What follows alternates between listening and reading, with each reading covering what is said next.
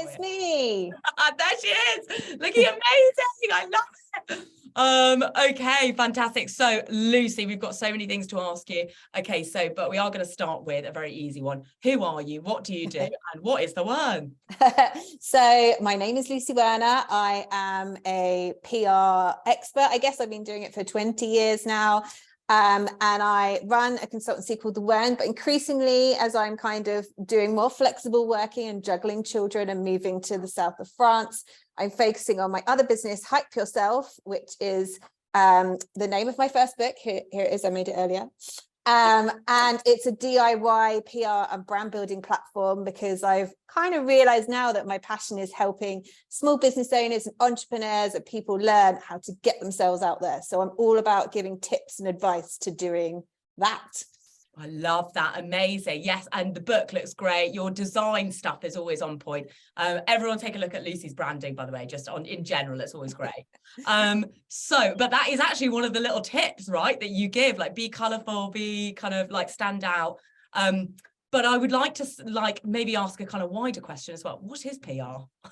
So for me, PR is everything that you do in the public eye. So you interviewing me right now, like you are giving me a PR platform to talk about what I do as a business. You are PRing yourself because you are talking about your business and your app for this like national week.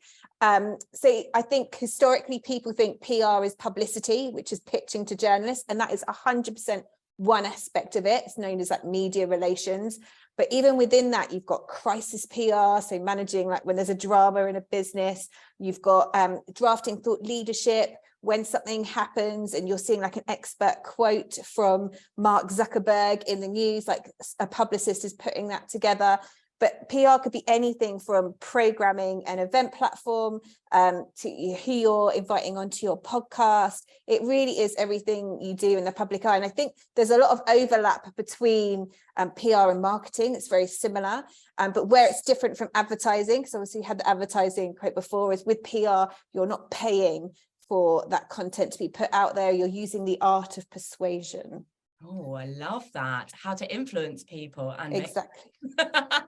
And did you know that PR was a thing that you could do when you were at school? Did you ever think that you were going to end up doing what you do now? 100% no. I wanted to be, and not to date myself too much, I wanted to be Lois Lane in the New Adventures of Superman, not because she was with Superman. I wanted to be like on the beat journalist covering breaking news. And I always, actually as a young child, I used to like write stories, and I wanted to be part of the Fun Day Times, which was like the kids supplement of the Sunday Times at that time. And there was this thing called the Press Pack, which I'm really dating myself now. The Press Pack was part of like BBC News Round, when you only had 4 channels on the TV and that's all you watched. I literally was like, I'm going to be a journalist. And then I got to secondary school and I was a straight down the middle student. I wasn't highly academic, but I wasn't terrible. I was just sort of straight down the middle, but I was actively discouraged away from writing. I didn't do very well in English lit or language, even though I enjoyed it. So I really lost that confidence to pursue journalism as a career. And then quite by chance, I got a work experience placement with a PR agency in London that specialized in music PR, and I loved music. And all of a sudden I was like, I did not know jobs like this existed. I started for a week. I ended up staying the entire summer. I was like, you can wear jeans and trainers to the office. I get free, it was just, again, dating myself. I was getting free CDs as part of my job. Which at the time was amazing. I had like bagfuls. I was like taking them home and giving them out to my mates. I was getting to go to gigs. I was like printing out reviews of like pop artists and then walking them round to record labels and handing them in. Honestly, it was the coolest thing. And then I did later on, I actually couldn't get into a PR agency, and I started in advertising as a team assistant in the PR new business and marketing department. And then I used to send out show reels from the ad agencies of all the different ads on DVDs to journalists to review. Oh, wow.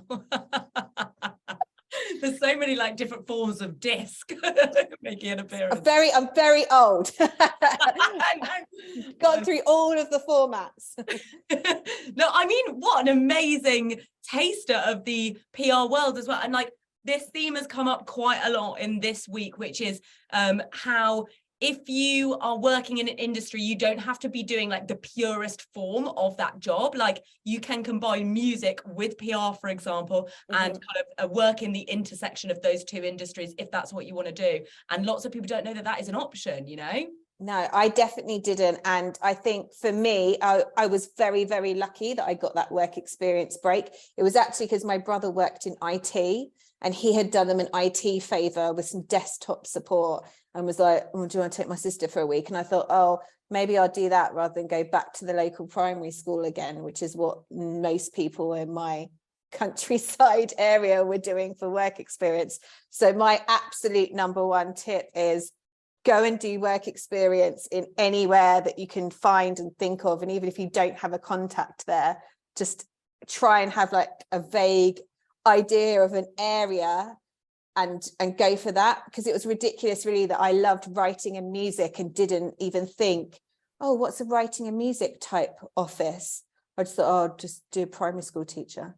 But that's such a common problem. And why would you think that if you don't know that that option exists, right? You kind of have to be told that that's something you can do. And also, I think it's so interesting pointing out the fact that it was so local as well. You know, like you don't have to be in like a big city to be finding a local, tiny little, you know, like agency, a boutique agency, especially nowadays. You know, we have the benefits of Zoom and technology and all these things. Like there absolutely are all of these kinds of opportunities in a local area as well, aren't there? Totally. And I think especially because we're in this hybrid remote working, it might be that, yeah, you're required to go into the big city for one day, but actually there's probably quite a lot that you can do that's useful from a work experience perspective from being at home as well now. And I think before that wasn't even on the table as an option. Absolutely. And so like what you do now is basically focused around the fact that people don't know how to PR and they don't really know what it is. Yeah. 100%. Yeah, it's gone full circle.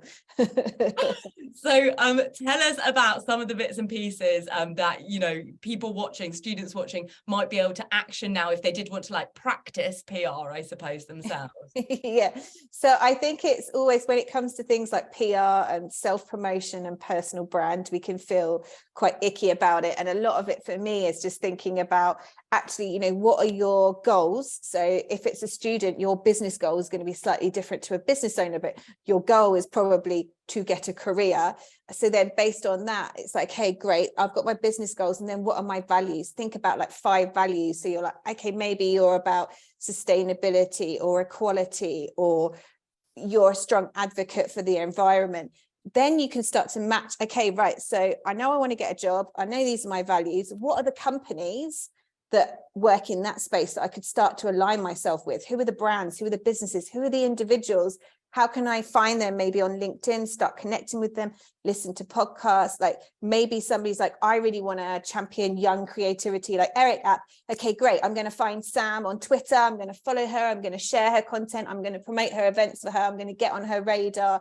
And I think you'll be surprised actually how people of influence in the world are so happy and willing to support young talent coming through. The trick is, I think, and this is whether you are a student or a business owner, is to actually tell people what it is that you need or you're selling, because they don't know. So if you don't explain to somebody clearly, this is how I need you to help me, they can't do it. Oh, 100%. I love that, using the technique of PR to PR yourself to get a job. 100%. Great advice. That's brilliant. So transferable. And quickly, let's chat about your experience working in like a kind of bigger company, right? And kind of liaising with the other departments and stuff like that. So what does PR look like if you are working in a kind of as a smaller cog in a wider machine? Oh,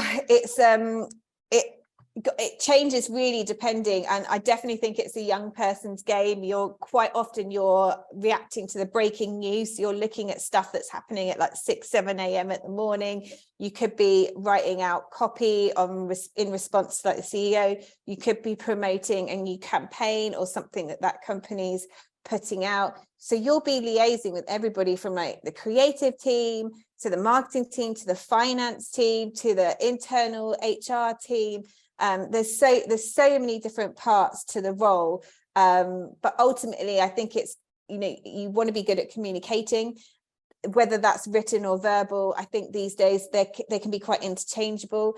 It's a fast-paced environment. It's a lot of creativity, a lot of coming up with new ideas, and having like a passion for the new. So I'm always surprised when people do break out into PR and they don't really read or listen to anything. So even if you're like an avid listener of podcasts, or for me, I always used to read like Smash Hits and Top of the Pops magazine. So it actually really did make sense that I wanted to move into the music PR space. But I think whatever you're passionate about can actually help you in that sort of PR role. So really knowing who the influencers are in that space. And when I say influencers, I don't mean like necessarily a Love Island star. I mean, like, it could be business people. It could be somebody who's sort of like under the radar, who's maybe like famous but without you knowing who they are, like Banksy or Daft Punk, for example. Like, we still have these kind of people that really move the cultural dial without necessarily being on the front page of newspapers. So just having that passion for that subject and inhaling it, knowing about it, and being able to bring that into your work.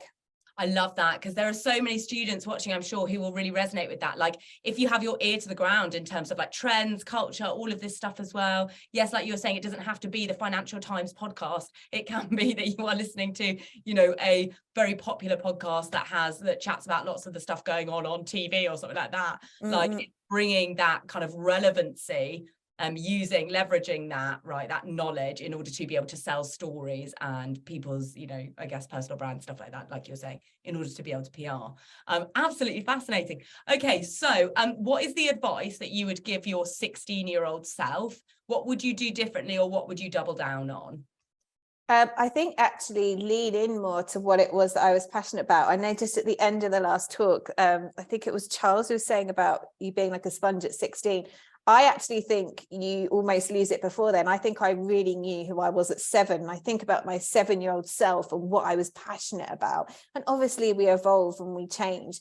But I think when we go to secondary school, we can sometimes get influenced by our peers. We maybe are not as vocal about what it is that we feel strongly about, and might be a bit sort of secretive. So I think rather than just going along with the status quo of like what your parents did, or, you know, what your cool auntie's doing, really try and think about like, what is it that I'm actually passionate about, and how can I find some kind of experience that relates to that, where I might learn a new skill or learn about a new type of business that I have no idea about. Yes, amazing, great advice. And finally, we're going to end with where you are now. So where your kind of PR journey has taken you. You're in the south of France. Currently in the rural south of France.